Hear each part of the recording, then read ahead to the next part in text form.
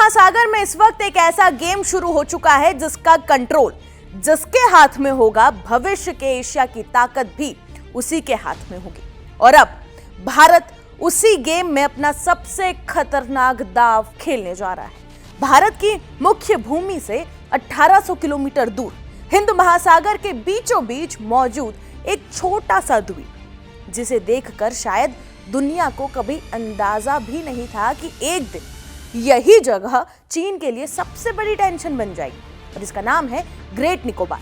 सिर्फ 166 किलोमीटर दूर दुनिया के सबसे व्यस्त समुद्री रास्ते मलक्का स्ट्रेट के ठीक पास भारत बना रहा है ग्रेट निकोबार मेगा प्रोजेक्ट। एक ऐसा प्रोजेक्ट जो सिर्फ पोर्ट नहीं है, सिर्फ एयरपोर्ट नहीं है, बल्कि हिंद महासागर में भारत का पावर स्विच है। क्योंकि यहां बनने जा रहा है international transshipment port, dual use airport, नई टाउनशिप और एक ऐसा सामरिक हब जो सीधे सीधे चीन की सबसे बड़ी कमजोरी के सामने खड़ा होगा। याद रखिए, चीन की जो फैक्ट्रियां हैं ये चलती है तेल से, और चीन का तेल आता है मलक्का स्ट्रेट से। चीन की लगभग 80% ऊर्जा सप्लाई और अरबों डॉलर का व्यापार इसी समुद्री रास्ते से गुजरता है। दुनिया के लगभग 1/3 समुद्री व्यापार की लाइफलाइन है मलक्का स्ट्रेट। यानी अगर हिंद महासागर की राजनीति समझनी है तो मलक्का स्ट्रेट को समझना पहले जरूरी है। और अब भारत ठीक उसी रास्ते के मुहाने पर अपना स्ट्रेटेजिक बेस बना रहा है। मतलब अगर भविष्य में कभी भी हिंद महासागर में तनाव बढ़ा तो भारत सिर्फ चीन की समुद्री गतिविधियों पर नजर नहीं रखेगा, बल्कि जरूरत पड़ने पर उसकी सप्लाई लाइन पर भी दबाव बनाएगा, उसे भी प्रभावित कर सकता है। और इसीलिए चीन सालों से मलक्का डिलेमा से डरता है। और इसी वजह से चीन जो है ये पाकिस्तान के ग्वादर पोर्ट, श्रीलंका के पोर्ट, म्यांमार के पोर्ट और इतना ही नहीं, हिंद महासागर के कई बंदरगाहों में भारी निवेश कर रहा है।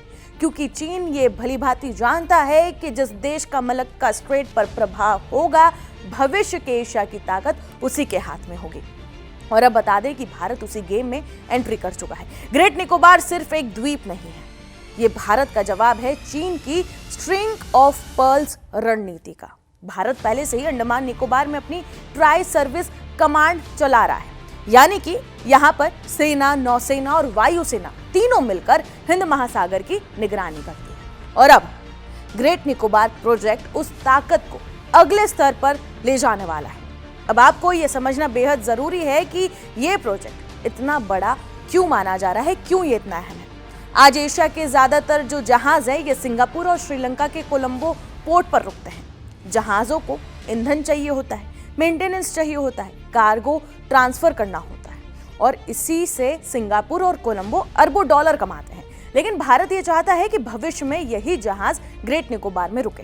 इसका मतलब ये हुआ कि ट्रेड भी भारत के पास, रणनीतिक नियंत्रण भी भारत के पास और हिंद महासागर की निगरानी भी भारत के पास। और यही वजह है कि इस प्रोजेक्ट को सिर्फ इंफ्रास्ट्रक्चर नहीं बल्कि भारत का भविष्य का जियोपॉलिटिकल वेपन कहा जाता है, माना जाता है।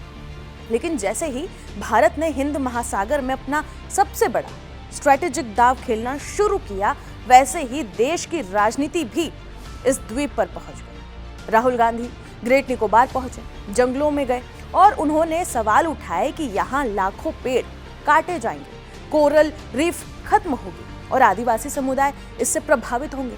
लेकिन अब सोशल मीडिया पर बड़ा सवाल पूछा जा रहा है, क्या भारत अपनी ही जमीन पर इतना बड़ा सामरिक प्रोजेक्ट भी नहीं बना सकता?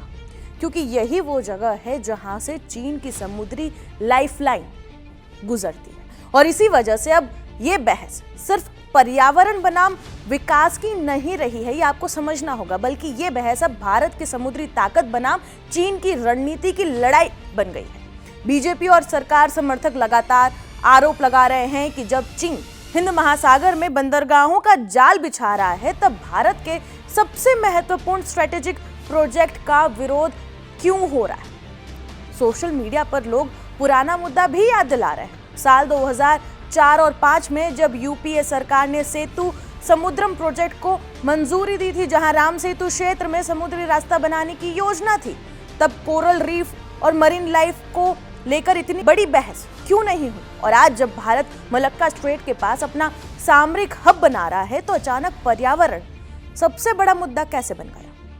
हालांकि दूसरी तरफ ये भी सच है कि ग्रेट निकोबार बेहद संवेदनशील इकोसिस्टम वाला एक इलाका है। यहाँ घने वर्षावन है, दुर्लभ जीव जंतु है, लेदरबैक कछुए पाए जाते हैं और यहाँ ये इलाका भूकंप और सुनामी के खतरे वाले जोन में भी आता है। साल 2004 की सुनामी में यहाँ भारी तबाही आई थी। सरकार का ये कहना है कि जितने पेड़ कटेंगे उससे ज्यादा दूसरे इलाके में लगाए जाएंगे और स्थायी जनजातियों की सुरक्षा सुनिश्चित की जाएगी पूरी तरीके से।